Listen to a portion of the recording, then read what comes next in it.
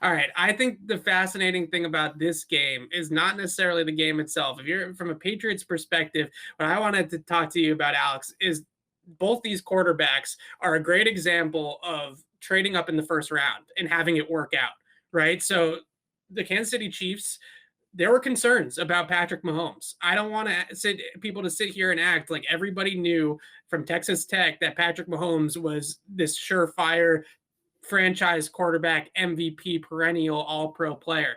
He had concerns. He was coming from an air raid system. He was coming from a conference that didn't play much defense. He has an unorthodox style and not really the by-the-book mechanics. Those were his concerns. Josh Allen obviously had tons of concerns coming out as well, right? Accuracy down the field, lower body mechanics, footwork in the pocket, pressure, poise under pressure. Just everything but the arm, pretty much. Everything but the arm. And the Kansas City Chiefs ended up trading their 2017 first-round pick, a first-round pick in 2018, and a third-round pick to sweeten the deal to Buffalo, ironically, to move up to draft Patrick Mahomes. And here we are a couple of years later, and the Chiefs are back in the AFC title game for the third straight year and got a chance to go to another Super Bowl. The Bills did it a little bit differently. They actually moved up twice in that draft in 2018 to draft Josh Allen. They moved up from, I believe it was 21 and then to 12 and then to 7 to draft Allen. So both of these teams mortgaged a lot into their quarterbacks and they traded up. And I think as a Patriot observer, Patriot fan, you can look at this as sort of not the only blueprint to rebuild a team, but certainly one blueprint to rebuild a team to kind of take away from what these two AFC teams have been able to do.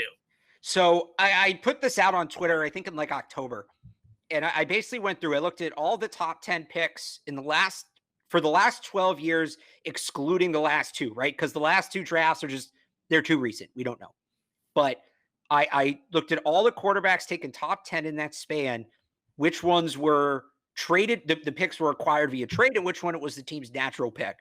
So real quick here, if you hold your pick, right? If you pick with your pick in the first round, top 10. Baker Mayfield, Jameis Winston, Marcus Mariota, Blake Bortles, Andrew Luck, Ryan Tannehill, Cam Newton, Jake Locker, Sam Bradford, Matthew Stafford, Matt Ryan. That's who you get picking in the top 10 when that is your pick. You earned a top 10 pick.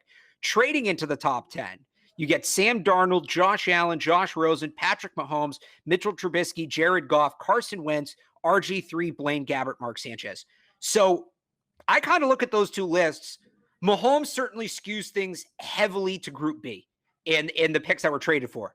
Now, I had to pick a cutoff. If the cutoff had been at pick 12, you throw Deshaun Watson in there and he goes to pick A. So like it makes things a little different. My point You cheated. I went in with I forgot where Mahomes went. I went in just thinking top 10 because it's an easy number. My point being, you probably have some higher upside on Group B, but like you have multiple MVPs in Group A. And potentially 3 coming if Baker continues his ascension, right? Matt Ryan flirted with an MVP at one point. He won an MVP. He won an MVP. You're right. I'm thinking Luck flirted with, or did Luck win one? He flirted with one. He flirted with one. So yeah. Cam Newton, Matt Ryan, Andrew Luck. Like these are all good, sustainable quarterbacks. The ultimate point being, I don't think it matters.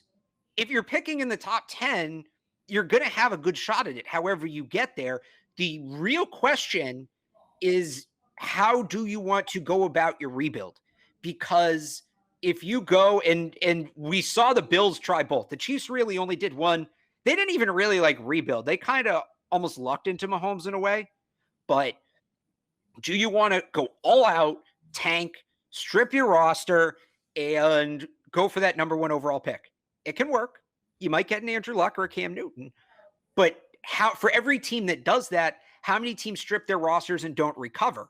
Remember, the Jets did that just 4 years ago.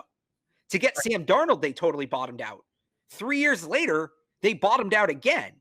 The Jaguars, they rarely ever pick first, but they're almost always in the top 5. Well, the Jets just don't know how to tank properly. That's the problem with them. Well, no, the problem is they do it too completely. And this is getting to my point. The other way to rebuild, it's not necessarily a tank. I call it a soft rebuild where it's kind of what the Patriots are doing. They have competitive pieces, right? That defense was a top 10 defense in the league, as much as people want to trash on them. but there's still obviously pieces they need. You end up kind of in the middle. You keep yourself sustainable, and then you trade up and you go get that top 10 pick and you go get the quarterback. And then on the flip side, the Jaguars aren't contenders next year, even with Trevor Lawrence. They're not. They have too many holes all over the roster. They're just not going to be. If the Patriots hit on a quarterback, they're probably contenders next year. They have to add a wide receiver, obviously, but they're probably going to do that. They have to add somebody up front. I'm not saying they're perfect, but, let's say Mac Jones puts up the year that I won't say Herbert because he was rookie of the year and he was great. But, let's say the year that Joe Burrow had before he got hurt, where he was playing well. He's clearly still a rookie, still making mistakes, but he's playing well. If the Patriots, with their roster, you add a receiver, you get onto Hightower back, and you put that quarterback in the offense, they should win 9 or 10 games. So I personally am in favor of the soft rebuild. I think blowing up your whole roster, you risk irreparable damage to your franchise. People aren't going to want to wait. They're not going to want to stick around while you win 2 games for 3 or 4 years. They're not going to trust the process. Philly, you have to stay competitive while doing it. And I think, the Bills didn't do that as much. They were still pretty bad, even though they were picking at the back end. The Chiefs had it right. They had Alex Smith in there. They had the bridge. They had some talent. They were in the playoffs, I think, the year before they drafted Mahomes. Yeah.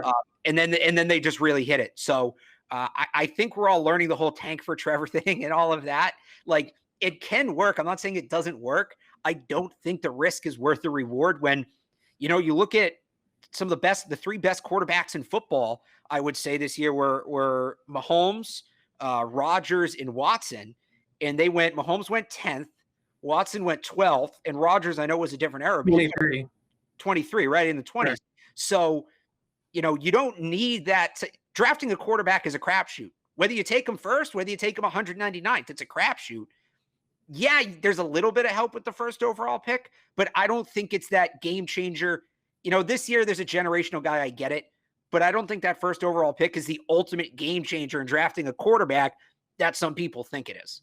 Right. And the reason why I brought it up was twofold. One was what I said at the beginning. I don't even remember why you brought that up. I just went on that. Patrick Mahomes and Josh Allen had flaws as prospects. Yes. They were not perfect prospects. Neither one of them were.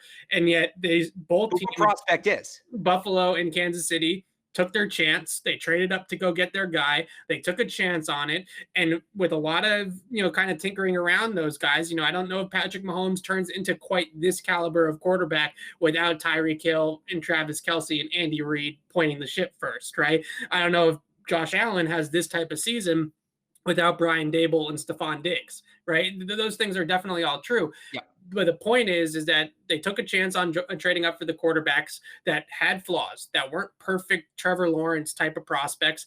And it worked out for them because they were able to do the things around them that was necessary to pull them out and make sure that those guys succeeded. But they also then had a quarterback on a rookie contract. And this is still, to this day, the most valuable thing in the entire NFL is when you can have a good franchise quarterback on a rookie deal.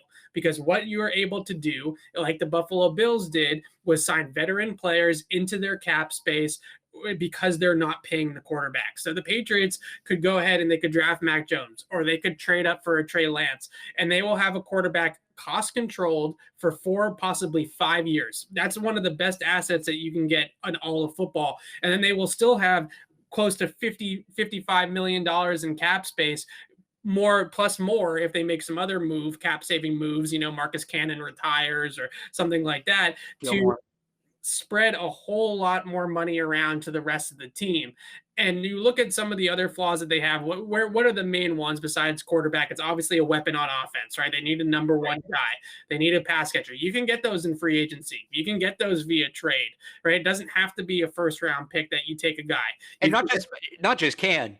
That's how they should go about it. They don't need guys on a learning curve. They need guys who are ready to go.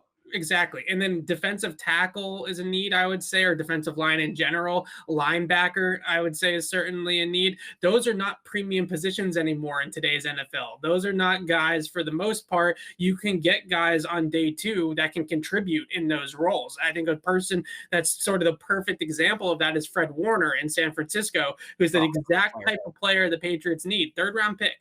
right? He was not a top 15 guy. He was not Micah Parsons getting drafted in the top 10. So you can find a lot of those guys. What you can't find is quarterbacks.